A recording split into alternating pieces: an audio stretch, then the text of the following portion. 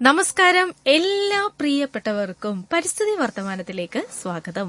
അങ്ങനെ 2 ആഴ്ചത്തേക്ക് ശേഷം ഞങ്ങൾ തിരിച്ചെത്തുകയാണ് കേട്ടോ, പരിസ്ഥിതി വർത്തമാനവും ഒക്കെ ആയിട്ട്. അപ്പോൾ സത്യത്തിൽ എനിക്ക് കുറച്ച് ചോദ്യങ്ങൾ ഉണ്ടായിരുന്നു സാറിനോട് ചോദിക്കാനായിട്ട്, പക്ഷെ ആ 2 ആഴ്ച നമുക്ക് എത്താൻ സാധിക്കാത്തത് കൊണ്ടുള്ള പ്രശ്നമാണ്. എന്തായാലും ഞാൻ പരിസ്ഥിതി വർത്തമാനത്തിലേക്ക് സാറിനെ സ്നേഹത്തോടെ സ്വാഗതം ചെയ്യാണ്. നമ്മുടെ പ്രിയപ്പെട്ട ഉദയകുമാർ സാറിനെ. സാർ, സ്വാഗതം പരിപാടിയിലേക്ക്. നമസ്കാരം. അപ്പോ പരിസ്ഥിതി വർത്തമാനം തുടങ്ങുകയാണ്. പതിവ് പോലെ നമ്മുടെ പരിസ്ഥിതി വർത്തമാനത്തിൽ ആദ്യത്തെ ഒരു 10 മിനിറ്റ് നമ്മളൊരു കഥ പറയും. അതിനുശേഷമാണ് ആ വിഷയത്തിലേക്ക്, ഇന്നത്തെ എന്താണ് വിഷയം എന്നതിലേക്ക് നമ്മൾ വരുന്നത്. അപ്പോൾ ആ ഒരു 10 മിനിറ്റിന് ശേഷം ആ വിഷയം നമ്മൾ പറഞ്ഞതിന് ശേഷം പ്രിയപ്പെട്ട ശ്രോതാക്കൾക്ക് നിങ്ങളുടെ സംശയങ്ങൾക്ക് അല്ലെങ്കിൽ നിങ്ങൾക്ക് പറയാനുള്ള കാര്യങ്ങളുമായി ഉദയകുമാർ സാറുമായി സംസാരിക്കാനായി വിളിക്കാവുന്നതാണ്. അതായത് അരമണിക്കൂറാണ് നമ്മുടെ പരിപാടിയുടെ സമയം എന്ന് പറയുന്നത്. 10:30 വരെയാണ്. അപ്പോൾ 10:10 ശേഷം നിങ്ങൾക്ക് വിളിക്കാം. അപ്പൊ അതിനായിട്ട് ഈ ആദ്യത്തെ 10 മിനിറ്റ് ശ്രദ്ധിക്കുക. അപ്പൊ നമുക്ക് ഇന്നത്തെ കഥയിലേക്ക് ഒന്ന് പോവാം, അല്ലേ? കഥ എന്ന് പറയുന്നത് നഗരങ്ങളെ കുറിച്ചാണ്. ഇപ്പൊ നമ്മുടെ ആനുകാലികമായ വാർത്തകളിലും ഒക്കെ നഗരജീവിതം ഒരു പ്രധാനപ്പെട്ട വിഷയമായി നിറഞ്ഞു നിൽക്കുന്ന സമയമാണ്. അപ്പോ നഗരങ്ങൾ പാരിസ്ഥിതിക പരിമിതിയുടെ പര്യായങ്ങൾ എന്നുള്ളതാണ് ശരിക്കും പറഞ്ഞ ഇന്നത്തെ വിഷയം. നഗരങ്ങൾ പാരിസ്ഥിതിക പരിമിതികളുടെ പര്യായങ്ങളാണ്. അപ്പൊ നഗരജീവിതം നമ്മൾ ഏറ്റവും കൂടുതൽ ആഘോഷിക്കുന്ന ഒന്നാണ്. ഇപ്പൊ ലോകത്തിന്റെ ഏത് ഭാഗത്തായാലും പ്രത്യേകിച്ചും യുവജനങ്ങൾ ഏറ്റവും കൂടുതൽ ഇഷ്ടപ്പെടുന്നത് നഗരങ്ങളിലേക്ക് ചേക്കേറാനാണ്. കാരണം നഗരങ്ങൾ നൽകുന്ന ഏറ്റവും ഉയർന്ന ജോലി സാധ്യതകൾ, അതുപോലെ ജീവിത സൗകര്യങ്ങൾ ഒക്കെയാണ്.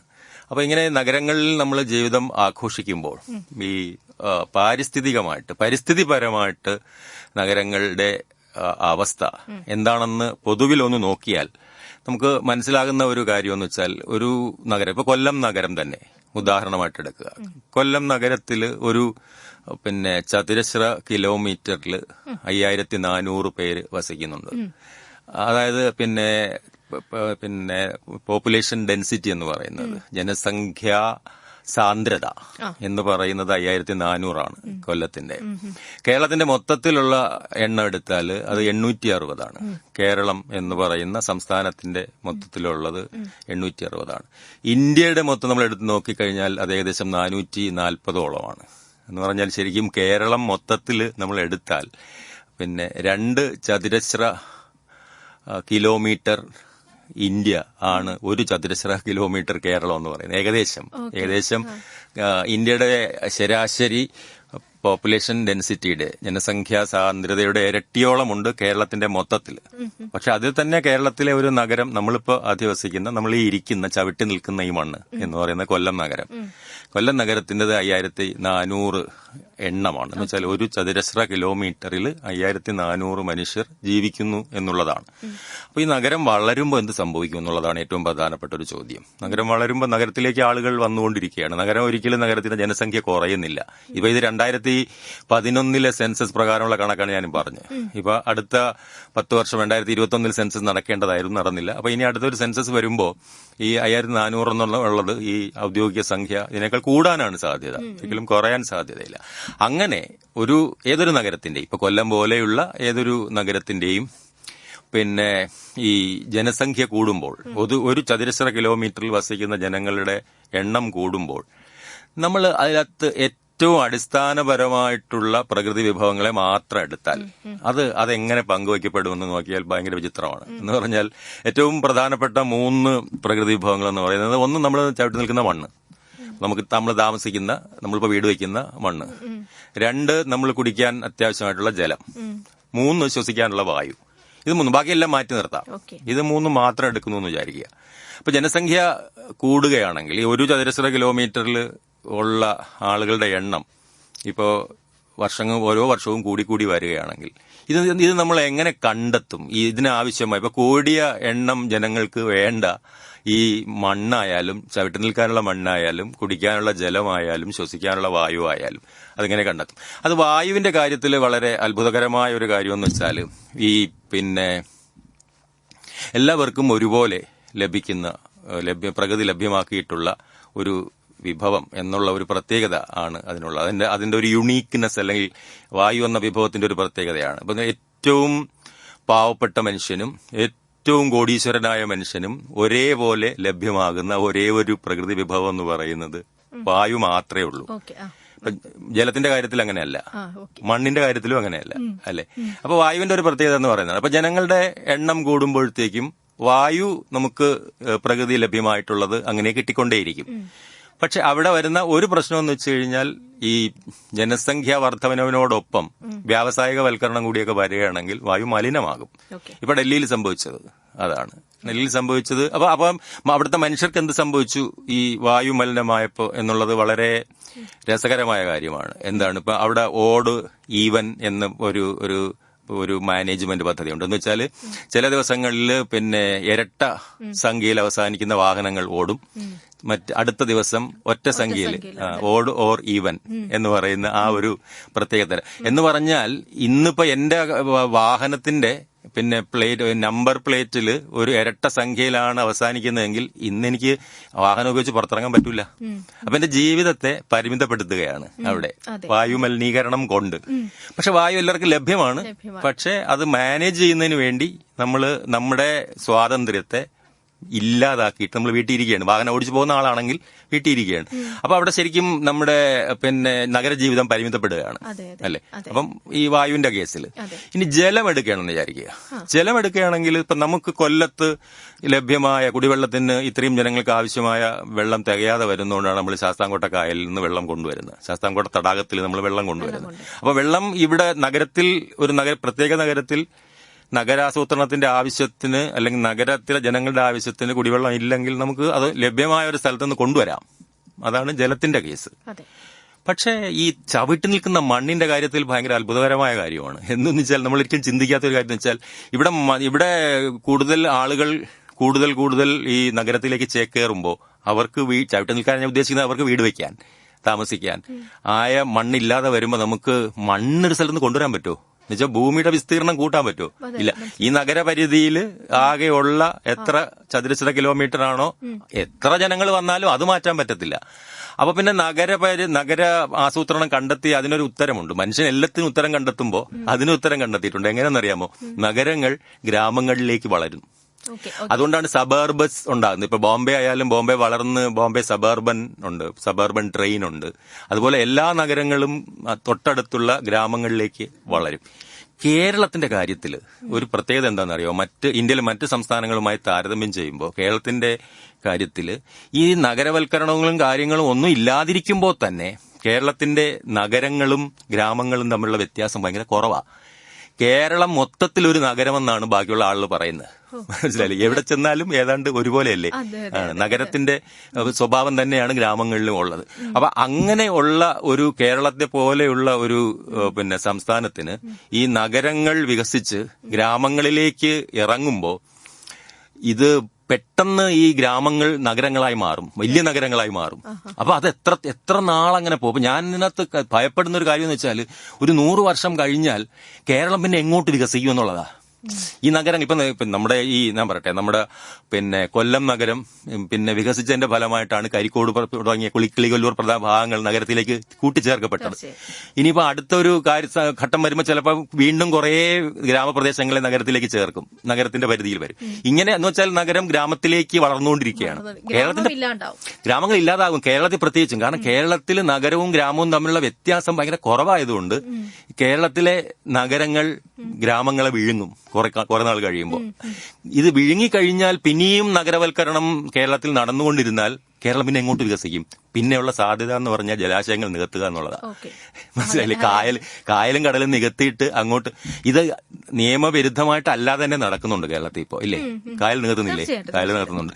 അപ്പൊ ഇത് നിയമപരമായി ചെയ്യേണ്ടി വരുന്ന അവസ്ഥ ആലോചിച്ച് നോക്കിയേ. ഒരു സംസ്ഥാനത്തിന് വികസനത്തിന്റെ ഭാഗം എന്ന് വെച്ചാൽ ജനങ്ങൾക്ക് താമസിക്കാൻ ഇടമില്ലാതെ ജനങ്ങളുടെ ജനസംഖ്യ കൂടുകയാണെങ്കിൽ, പക്ഷെ അത് അടുത്ത ഭാവിയിലൊന്നും വരില്ലെന്ന് നമുക്ക് വേണമെങ്കിൽ പ്രതീക്ഷിക്കാം. പക്ഷെ എന്തെങ്കിലും വന്നാൽ ഒരു 100 വർഷം കഴിയുമ്പോൾ അങ്ങനെ ഒരു അവസ്ഥ വന്നാൽ നമ്മൾ എങ്ങോട്ട് വികസിക്കും എന്നുള്ളതാണ്. അപ്പൊ ഇത് നഗര ജീവിതത്തിന്റെ ഒരു പ്രധാനപ്പെട്ട പരിമിതിയാണ്. ഇതാണ് ഇന്നത്തെ ഇതാണ് കഥ. അപ്പൊ ആ വിഷയം വളരെ പ്രധാനപ്പെട്ടതാണ്. അതിന് സാർ എന്നോട് ചുരുക്കി ഒന്ന് പറഞ്ഞു. അതെന്തായിരുന്നു?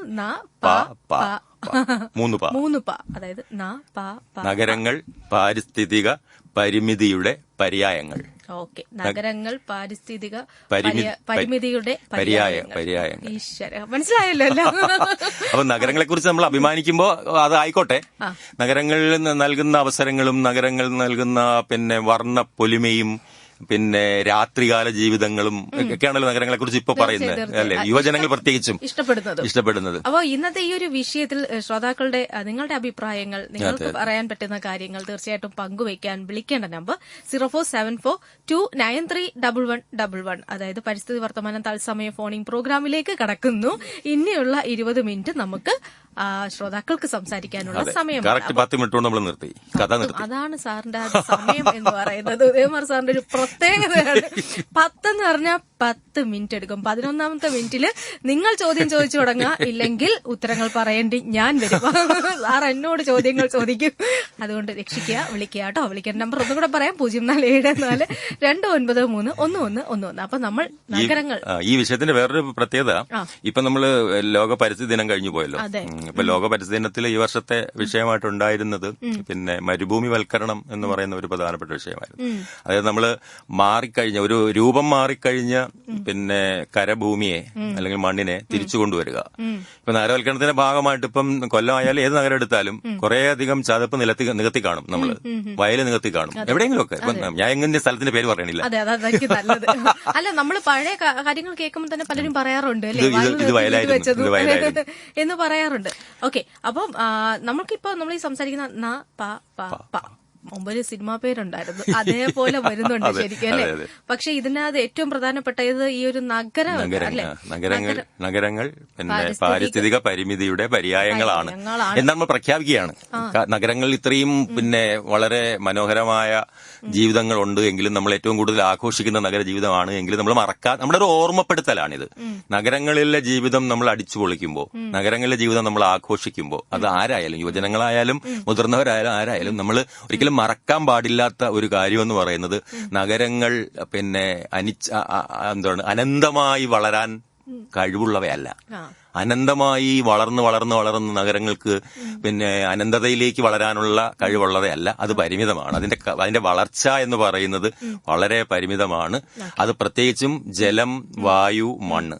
ഇതില് വായു നമ്മൾ നേരത്തെ പറഞ്ഞതുപോലെ വായു എല്ലാവർക്കും ഒരുപോലെ ലഭ്യമാണെങ്കിലും വായു മലിനപ്പെട്ട് കഴിഞ്ഞാൽ അവിടെ നമ്മുടെ ജീവിത പരിമിതി വരും. പിന്നെ നമ്മുടെ യാത്ര, ഇപ്പൊ ഡൽഹി ഇറങ്ങി നടക്കാനുള്ള സ്വാതന്ത്ര്യമില്ലാതെ അസുഖങ്ങൾ വരും. ഇനി നമുക്കൊരു കോൾ എത്തി, നമുക്കൊന്ന് കോളിലേക്ക് പോയിട്ടെത്താം. ഹലോ, നമസ്കാരമുണ്ട്. പരിസ്ഥിതി വർത്തമാനത്തിലേക്ക് സ്വാഗതം. നമ്മുടെ ഉദയകുമാർ സാറുണ്ട്. നമസ്കാരം സാർ. ഞാന് ഈ പരിസ്ഥിതി വർത്തമാനത്തിൽ പറയാനോ ഒരു ഉദാഹരണം പറയാനോ വേണ്ടിയാ വിളിച്ചത്. തീർച്ചയായിട്ടും നമ്മുടെ ഈ കേരളത്തിൽ ഇപ്പൊ നമ്മൾ കാസർഗോഡ് മുതൽ ഇങ്ങ് തിരുവനന്തപുരം വരെ എടുത്താല് ഈ നമ്മുടെ പ്രത്യേകിച്ചും മലയാളികൾക്ക്, ഇന്ത്യയിൽ മറ്റാർക്കും ഇല്ലാത്ത ഒരു പ്രത്യേക സ്വഭാവം മലയാളികൾക്കാണ്. എന്ന് വെച്ചാൽ 10 സെന്റ് 20 സെന്റ് 1 ഏക്കർ പുരയിടം മേടിക്കുക, അതിന്റെ നടുക്ക് ഒരു 50 സ്ക്വയർ ഫീറ്റ് അല്ലെങ്കിൽ 50,000 സ്ക്വയർ ഫീറ്റ് അല്ലെ 2,000 സ്ക്വയർ ഫീറ്റ് ഒക്കെയാണ് വീട് വെക്കുന്നത്.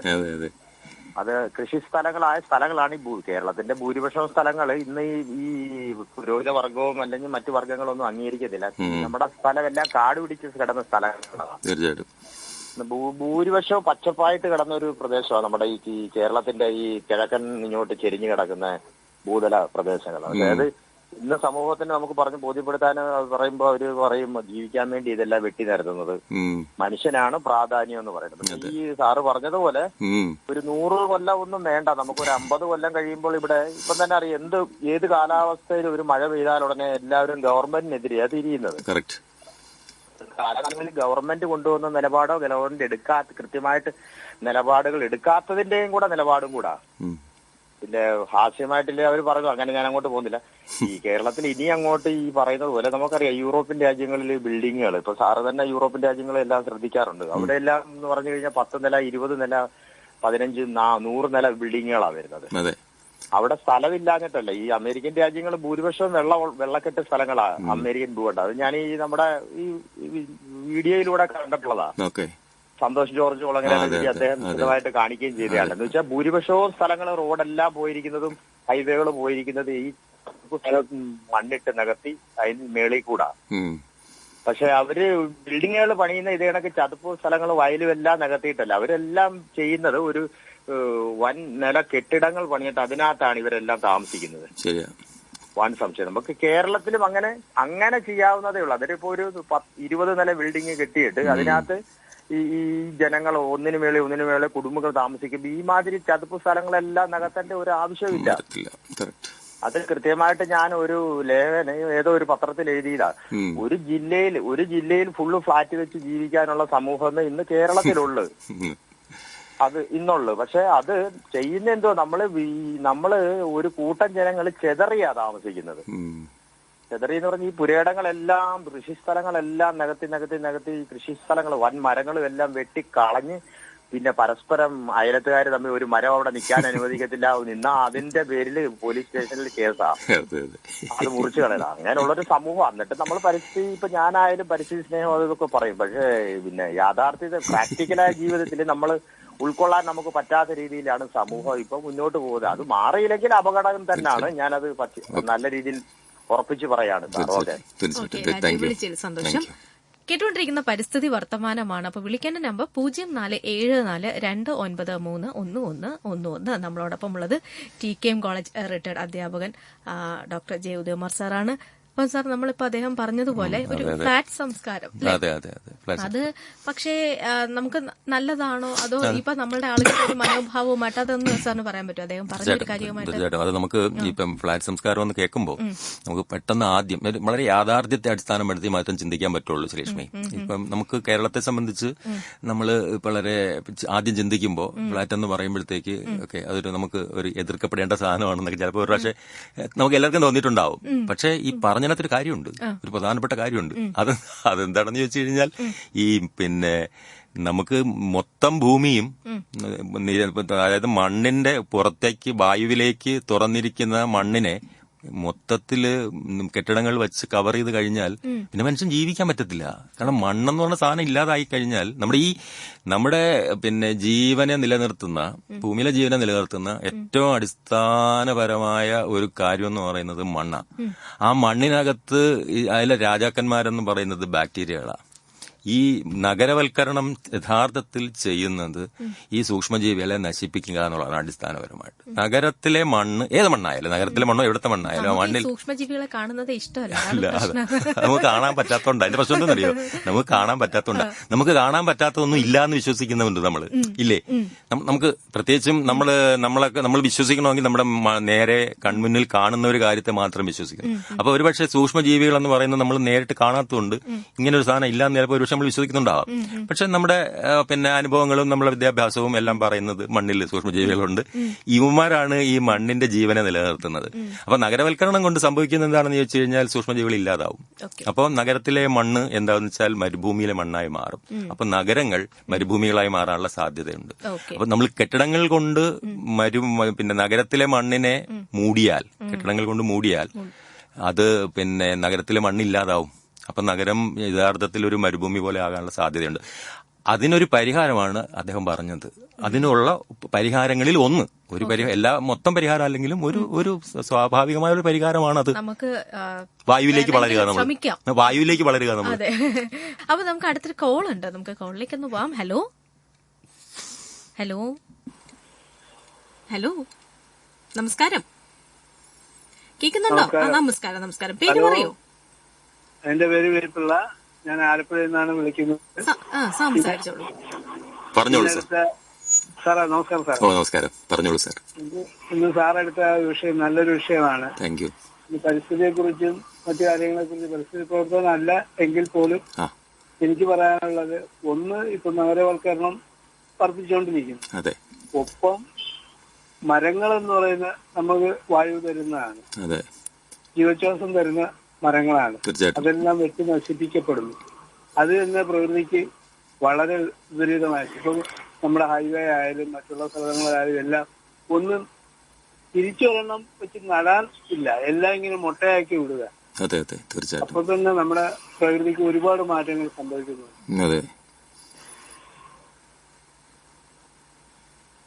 സാറിന്റെ അഭിപ്രായം അറിയാൻ താങ്ക് യു. ഞാൻ സാർ പറഞ്ഞു, ഞാൻ അത് വേറെ ഒരു പ്രധാനപ്പെട്ട വിഷയമാണ് അത് സാർ പറഞ്ഞു. എന്ന് വെച്ചാല് നമ്മൾ ഈ പരിസ്ഥിതി ദിനങ്ങളും കാര്യങ്ങളും ഒക്കെ ആചരിക്കുമ്പോൾ നമ്മൾ കൊണ്ട് തൈ നടുമല്ലോ. ഈ ഒരു നടുന്ന തൈ അവിടെ നിൽക്കുകയോ അവിടെ വളരുന്നുണ്ടോ നിലനിൽക്കുന്നുണ്ടോ എന്ന് ആരെങ്കിലും നോക്കുന്നവർ വളരെ കുറവാണ്. ഒന്ന്, ഇനി അത് അങ്ങനെ നമ്മൾ പരിപാലിച്ചാൽ തന്നെയും അത് എത്ര വർഷം കഴിഞ്ഞിട്ടാണ് ഒരു വൃക്ഷമായി മാറുന്നത്. പക്ഷെ അദ്ദേഹം പറഞ്ഞ പോയിന്റ് ഭയങ്കര പ്രധാനപ്പെട്ടതാ. എന്ന് വെച്ചാൽ നിലനിൽക്കുന്ന ഒരെണ്ണത്തിനെ വെട്ടിക്കളഞ്ഞിട്ട് പിന്നൊരെണ്ണം നടന്നു എന്ന് പറഞ്ഞതിനേക്കാൾ നല്ലത് ആ നിലനിൽക്കുന്ന മരത്തെ അവിടെ നിർത്താൻ കഴിഞ്ഞാൽ ഒരു 10,000 ഞാൻ പറയട്ടെ, 1,000 തൈ നടുന്നതിന് തുല്യമാണ് ഒരു മരത്തിനെ. എന്റെ ഒരു അഭിപ്രായമാണ് ഞാൻ പറഞ്ഞത്. 1,000 തൈ കൊണ്ട് നട്ടാൽ ചിലപ്പോൾ ആ 1000-ൽ ഒരെണ്ണം പോലും ചിലപ്പോൾ വരണമെന്നില്ല, വളർന്നു വേണമെന്നില്ല. സത്യമല്ലേ? അപ്പൊ ഈ 1000 നടുന്നതിന് തുല്യമാണ് ഒരെണ്ണത്തെ പിന്നെ അവിടെ നിൽക്കാൻ അനുവദിക്കുക എന്നുള്ളത്, അതിനെ വെട്ടാതിരിക്കുക എന്നുള്ളത്. അപ്പൊ അതൊരു പ്രധാനപ്പെട്ട പോയിന്റ്. ഇപ്പൊ നമ്മൾ ഈ സംസാരിക്കുന്ന ഈ നഗരവൽക്കരണം അല്ലെ, നഗരം വളരുന്നതിന്റെ ഭാഗമായി ഇപ്പോ വൃക്ഷങ്ങളാണ് വെട്ടിക്കളയുന്നത്. സ്വാഭാവികമായിട്ടും അങ്ങനെയാണല്ലോ. അതൊരു നമുക്ക് ശരിക്കും പറഞ്ഞാൽ ഒരുപാട് പരിസ്ഥിതിയിൽ പ്രശ്നങ്ങൾ ഉണ്ടാക്കുന്നത്.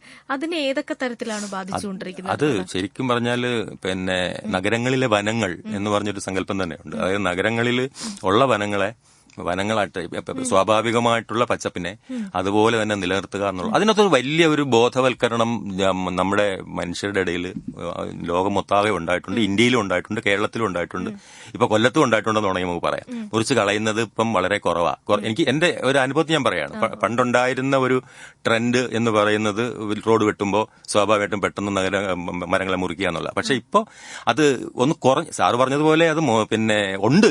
പക്ഷേ എനിക്ക് തോന്നുന്നു അതിനൊരു മടിയുണ്ട് ഇപ്പോ മനസ്സിൽ, ചെറിയൊരു മടിയുണ്ട് അത് പെട്ടെന്ന് വെട്ടാൻ.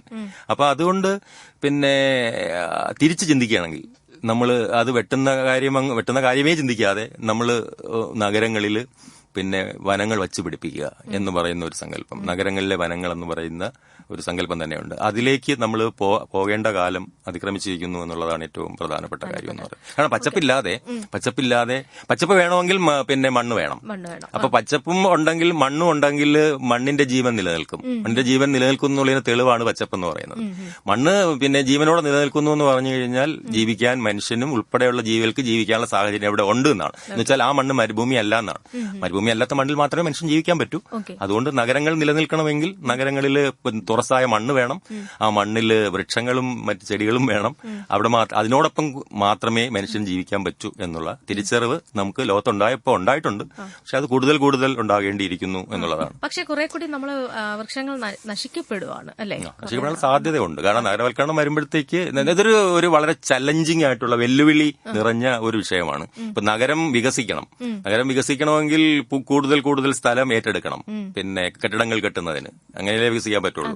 കൂടുതൽ ആൾ വരുമ്പോൾ അവർക്ക് താമസിക്കാൻ വേണമല്ലോ. ബാക്കി നമ്മളെല്ലാം മറക്കാം. ഇപ്പൊ വ്യവസായങ്ങളെ കുറിച്ചും ബാക്കിയെല്ലാം നമുക്ക് മറക്കാം, റോഡ് വെട്ടുന്നതൊക്കെ മറക്കാം. നഗരത്തിലേക്ക് കൂടുതൽ ജനങ്ങൾ എത്തുമ്പോൾ അവർക്ക് താമസിക്കാൻ ഇടം വേണമല്ലോ. അത് ഇപ്പം മണ്ണ്, ഞാൻ നേരത്തെ പറഞ്ഞ പോലെ ജലം ശാസ്താംകോട്ട കായലിൽ നിന്ന് കൊണ്ടുവരുന്ന കണക്ക് കുറച്ച് ഭൂമിയുടെ വിസ്തീർണം ഇങ്ങോട്ട് കൂട്ടാൻ പറ്റത്തില്ലല്ലോ.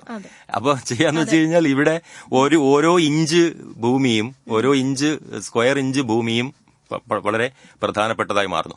ഏറ്റവും അടിസ്ഥാനപരമാക്കി നോക്കിയാൽ നഗരാസൂത്രണം എന്ന് പറയുന്നത് ഈ വളരെ പരിമിതമായി മാത്രം ലഭ്യമായ മണ്ണിനെ ഏതെല്ലാം കാര്യത്തിന് പകുത്തുപയോഗിക്കണം എന്ന് തീരുമാനിക്കുന്നതായിട്ട് മാറും. നഗരാസൂത്രണത്തിന്റെ ഏറ്റവും അടിസ്ഥാനപരമായിട്ടുള്ള കാര്യം അതായി മാറും ഏറ്റവും അവസാനം. ബാക്കി എല്ലാത്തിനെയും മറന്നിട്ട് നമുക്ക് ആകെ ഇത്ര സ്ക്വയർ കിലോമീറ്റർ ഭൂമി കൊല്ലം നഗരത്തിലുണ്ട്. ഇതിൽ ഓരോ സ്ക്വയർ ഇഞ്ചിനെയും എന്തൊക്കെ കാര്യങ്ങൾക്ക് ഉപയോഗിക്കണം. ഇപ്പൊ കൃഷിക്ക് എത്ര ഉപയോഗിക്കണം, ജലാശയങ്ങൾ നിലനിർത്താൻ എത്ര ഉപയോഗിക്കണം, വീട് വയ്ക്കാൻ എത്ര ഉപയോഗിക്കണം, റോഡിന് വേണ്ടി എത്ര ഉപയോഗിക്കണം, ഇത് കൃത്യമായിട്ട് നമ്മൾ പഠിച്ച് എന്തുമാത്രം ജനങ്ങൾക്ക് എന്തുമാത്രം ആവശ്യമുണ്ട് എന്നുള്ളത് പഠിച്ച് അതിനെ വീതം വെച്ച് കൊടുക്കുമ്പോൾ, ശാസ്ത്രീയമായിട്ട് വീതം വെക്കുമ്പോൾ അത് നഗരാസൂത്രണത്തിന്റെ ഏറ്റവും പ്രധാനപ്പെട്ട ഒരു പാഠമായിട്ട് മാറും. അതനുസരിച്ച് നമ്മൾ ജീവിക്കുകയാണെങ്കിൽ കുറെയൊക്കെ ഇതിനെ തരണം ചെയ്യാൻ പറ്റും. പക്ഷേ ഞാൻ നേരത്തെ പറഞ്ഞ പോയിന്റ് എന്ന് പറഞ്ഞാൽ എത്രയൊക്കെ നമ്മൾ ഇങ്ങനെയൊക്കെ ആസൂത്രണം ചെയ്താലും കേരളത്തിനെ സംബന്ധിച്ച് നഗരങ്ങളും ഗ്രാമങ്ങളും തമ്മിലുള്ള വ്യത്യാസം ഭയങ്കര കുറവായതുകൊണ്ട് നഗരങ്ങൾ ഗ്രാമങ്ങളിലേക്ക് വളരുന്നത് ആദ്യമൊക്കെ നമുക്ക് വളരെ മനോഹരമായിട്ട് തോന്നും. അത് നമ്മൾ അതിനോടൊപ്പം ജീവിക്കും. കാരണം ഗ്രാമങ്ങളിലേക്ക് നഗരങ്ങൾ വളരുമ്പോൾ സംഭവിക്കുന്നത്, ഇപ്പം ഞാൻ ഈ നഗരത്തിന് തൊട്ടടുത്തുള്ള ഗ്രാമത്തിലാണ് താമസിക്കുന്നതെന്ന് വിചാരിക്കുക, ഏതെങ്കിലും ഒരു സ്ഥലം. അപ്പൊ അവിടത്തേക്ക് പിന്നെ അത് ആ ഭാഗത്തെ കൂടി പിന്നെ കൊല്ലം നഗരം ഏറ്റെടുക്കുകയാണ് നഗരത്തിന്റെ ഭാഗമായിട്ട്. അപ്പൊ എനിക്ക് സന്തോഷമാവും. കാര്യം എന്താ, എന്റെ ഭൂമിക്ക് വില കൂടും. നഗരത്തിൽ സൗകര്യങ്ങൾ കൂടുതലുണ്ടാവും, കൂടുതൽ പിന്നെ ഗതാഗത സൗകര്യങ്ങൾ എത്തും, കൂടുതൽ സാധനങ്ങൾ വാങ്ങുന്നതിനുള്ള കൂടുതൽ ഷോപ്പിംഗ് കോംപ്ലക്സുകളും മാളുകളും ഒക്കെ എത്തും. അപ്പൊ എനിക്ക് നല്ല സന്തോഷമാവും. പക്ഷെ ഇത് എത്ര നാൾ എന്നുള്ളതാണ്. ഇത് ഇങ്ങനെ സന്തോഷിക്കുന്നത് പിന്നെ സന്തോഷിച്ച് ഈ ഗ്രാമങ്ങളെ മുഴുവൻ നഗരങ്ങൾ വിഴുങ്ങിക്കഴിഞ്ഞാൽ കേരളം പിന്നെ എങ്ങോട്ട് വളരും? തമിഴ്നാട്ടിലേക്ക് വളരാൻ പറ്റുമോ? ഇല്ല. അടുത്ത സംസ്ഥാനത്തേക്ക് വളരാൻ പറ്റത്തില്ലല്ലോ. നമുക്ക് നമ്മുടെ ഭൂപരിധിക്കുള്ളിൽ തന്നെ നിൽക്കേണ്ടിയും വരും. അപ്പൊ പിന്നെ ഏറ്റവും ആദ്യം പോകാൻ സാധ്യതയുള്ള ജലാശയങ്ങളാണ് നേരത്തെ നമ്മൾ പറഞ്ഞു. അത് ഒരു പാരിസ്ഥിതികമായ ഒരു ദുരന്തത്തിലേക്ക് മാത്രമേ അവസാനിക്കുള്ളൂ. അല്ല, നിയമവിരുദ്ധമായിട്ട് ആരും അറിയാതെ ഇത് സംഭവിക്കുന്നുണ്ട്. പക്ഷെ നിയമപരമായിട്ട് തന്നെ നമുക്ക് ചെയ്യേണ്ടി വരുന്ന ഒരു അവസ്ഥയോ പല രാജ്യങ്ങളും ചെയ്യുന്നുണ്ട്. മറ്റ് പല രാജ്യങ്ങളും ചെയ്യുന്നുണ്ട്. അവർക്ക് ലഭ്യമായ പിന്നെ കരപ്രദേശം കുറവായതുകൊണ്ട് ഇപ്പൊ കടലിലേക്ക് ഇറങ്ങി അല്ലെങ്കിൽ അത് നിയമപരമായിട്ട് തന്നെ ചെയ്യുന്നുണ്ട്. പക്ഷെ അതൊരിക്കലും നമുക്ക് പാരിസ്ഥിതികമായിട്ട് ഒരു ആ സമൂഹത്തിന് നിലനിൽക്കാൻ പറ്റാത്ത അവസ്ഥയിലേക്ക് അത് കൊണ്ടെത്തിക്കാനാണ് സാധ്യത. അത് നമുക്ക് ഒരിക്കലും ചിന്തിക്കാൻ പോലും പറ്റാത്ത ഒരു കാര്യമായിട്ട് മാത്രം അവശേഷിക്കും. നമ്മുടെ നാടിന്റെ അല്ലെങ്കിൽ നമ്മുടെ ഒരു സൗന്ദര്യം നഷ്ടപ്പെടുന്ന ഒരു ഭാഗവും കൂടിയാണ്. ഇതിപ്പോ എനിക്കൊന്ന് എല്ലാവർക്കും ഗ്രാമം ഇഷ്ടമാണെന്ന് പറഞ്ഞ് യാത്ര പോകാറുണ്ട്. ഇപ്പൊ ഗ്രാമങ്ങൾ സൃഷ്ടിക്കപ്പെടുന്നു എന്നൊരു സംശയമുണ്ട്. ഇതിനൊരു പരിഹാരമായിട്ട് ഡോക്ടർ APJ അബ്ദുൽ കലാം പറഞ്ഞ ഒരു ആശയമുണ്ട്. അത് പുര എന്ന് പറയുന്ന ഒരു സങ്കല്പമാണ്. എന്നുവെച്ചാൽ providing urban amenities in rural areas. Providing urban amenities in rural areas എന്ന് പറഞ്ഞാൽ ഗ്രാമങ്ങളെ നഗരങ്ങൾ ഏറ്റെടുക്കാതെ, അദ്ദേഹത്തിന്റെ ആശയം ഇതാണ്. അത് അദ്ദേഹത്തിന്റെ ആശയം അദ്ദേഹം കൂടുതൽ പ്രചാരത്തിൽ വരുത്താൻ ശ്രമിച്ച ഒരു ആശയമാണ്. അതിലേറ്റവും പ്രധാനമായിട്ട് പറയുന്നത് ഗ്രാമങ്ങളെ നഗരങ്ങൾ ഏറ്റെടുക്കാതെ ഗ്രാമപ്രദേശങ്ങളിൽ നഗരങ്ങൾ ലഭ്യമായ സൗകര്യങ്ങൾ അല്ലാതെ ലഭ്യമാക്കുക. അതാണ് പ്രൊവൈഡിങ്. ഗ്രാമത്തിന്റെ ഗ്രാമീണത നിലനിർത്തിക്കൊണ്ട് എന്നാൽ സൗകര്യങ്ങൾ കൂട്ടുക. അത് അപ്പൊ providing urban amenities in rural areas. പുര എന്നാണ് അറിയപ്പെടുന്നത്. PURA. പുര എന്ന സങ്കല്പം ഒന്ന് ഗൂഗിളിൽ നോക്കിയാൽ കിട്ടിയ സാധനം. ഭയങ്കര പ്രധാനപ്പെട്ട ഒരു സാധനമായിട്ട് APJ അബ്ദുൽ കലാം ഒരുപാട് അദ്ദേഹം പ്രസംഗിക്കുന്നിടത്ത് പലയിടത്തും പറയുമായിരുന്നു. ഈ വികസനത്തെ കുറിച്ച് പറയുന്ന സമയത്ത് അദ്ദേഹം പറയുമായിരുന്നു, ഇതാണ് ഉത്തരം. കേരളത്തെ സംബന്ധിച്ച് പ്രത്യേകിച്ചും ഇതാണ് ഉത്തരം. നമ്മുടെ ഈ വിഷയത്തിന്റെ ഉത്തരം പ്രധാനമായും ഇതാണ്. നമുക്ക് സമയം കഴിയുകയാണോ അതോ എനിക്ക് തോന്നുന്നു പരിപാടി കഴിഞ്ഞപ്പോഴാണ് കോളുകൾ വരാൻ തുടങ്ങിയെന്ന് തോന്നുന്നു. പക്ഷെ നമുക്ക് ഹേന ഇങ്ങനെ എന്നെ നോക്കുകയാണ്, എന്ത് ചെയ്യണം, കോളിൽ പോണോ, വൈൻഡപ്പ് ചെയ്യണോ? ഒരു കോള് ജസ്റ്റ് ഒന്ന് നമുക്ക് എടുക്കാം, കാരണം നമുക്ക് 1 മിനിറ്റ് മാത്രമേ സമയമുള്ളൂ. നോക്കാം. ഹലോ. പിന്നെ ഈ പരിസ്ഥിതി പഠനത്തിൽ നമ്മളിത് നഷ്ടപ്പെടുന്ന എന്തുകൊണ്ടെന്നറിയാം? നമ്മളെയൊക്കെ പണ്ട് കാലങ്ങളിൽ കൂട്ടുകൂടുമ്പോൾ 10 സെന്റ് സ്ഥലം ഉണ്ടെങ്കിൽ അതിൽ മരം, തെങ്ങും നമ്മൾ ഇതെല്ലാം നട്ടു വളർത്തി അതിൽ നിന്ന് നമ്മൾ കാവലയങ്ങൾ എടുത്തിട്ടുണ്ട്. അപ്പോഴാ മരങ്ങൾ നഷ്ടപ്പെടാതെയും നമ്മളെ പരിസ്ഥിതികൾ നശിപ്പിക്കാതെയൊക്കെ സൂക്ഷിച്ചു. ഇപ്പോഴങ്ങനെയല്ല. ഒരു ഭാര്യയും 2 മക്കളും ഉണ്ടെങ്കിൽ ഉടനെ അവർക്ക് 2 പ്രത്യേകം വീടും സ്ഥലം, ഫ്ലാറ്റ് ഇങ്ങനെ പോകുമ്പോൾ ആ സ്ഥലം മണ്ണും എല്ലാം ഇല്ലാതെ ആയിപ്പോയിക്കൊണ്ടിരിക്കുക. ആണോ? തീർച്ചയായിട്ടും. അപ്പോഴാ കുടുംബങ്ങൾ നമ്മൾ തന്നെ നമ്മൾ നശിപ്പിക്കുക. ഒരു മരം പണ്ടൊക്കെ എന്ന് പറഞ്ഞാൽ ഒരു മക്കളെ പോലെയാ. ഒരു തേക്കായാലും പ്ലാവായാലും നമ്മൾ നട്ടു വളർത്തുന്നത് എന്തുകൊണ്ടാണ്? നമ്മളെ കുഞ്ഞിനെ നാളെ ആ കുഞ്ഞുങ്ങൾക്ക് പ്രയോജനപ്പെടുള്ളൂ. അപ്പോൾ ആ മണ്ണിനും ഒരു പ്രയോജനമാണ്. ഇപ്പോഴതില്ലല്ലോ. ഒരു വീട്ടിൽ നിന്ന് ഇറങ്ങി ഒന്ന് തുപ്പിയാൽ അടുത്ത വീട്ടിൽ ചെല്ലും. ആ സിറ്റുവേഷനിലാ ഇപ്പൊ ആളുകൾ വീട് ഇരിക്കുന്നത്. എന്തെന്ന് വെച്ചാൽ ഒരു വീട്ടിൽ 4 മക്കളുണ്ടെങ്കിൽ 4 പേർക്ക് 4 വീട്, പിന്നെ അവരുടെ കാറ്, ബംഗ്ലാവ് എല്ലാം അവര് ഓരോ ലെവലിൽ അങ്ങ് പോവുക. അപ്പൊ അവർക്ക് ഒരു 2 സെന്റ് കിട്ടിയാൽ അത് ഈ ഫ്ലാറ്റ്. അപ്പൊ പിന്നെ എങ്ങനെയാ നമ്മൾ ഈ സ്ഥലത്തില് ഭൂമിയില് ഒരിത് കിട്ടും? ഒരു കാറ്റും വായുവും അതുമല്ല. അപ്പൊ മണ്ണിന് താങ്ങാനുള്ള ബലം കാണത്തില്ല. നമ്മളെ മനുഷ്യനെ കണക്ക് തന്നെ ഒരു കൊച്ചുകൂട്ടി നമ്മള് അത് വളർന്നെടുത്ത് ഒരു പരുവാകുമ്പോഴത്തേനും അവരുടെ ഒരു വേരങ്ങ് മുറുക്കിയായിരുന്നു. അപ്പോഴാ ഇങ്ങനെ ഒരു ഇത് വരുന്നത്.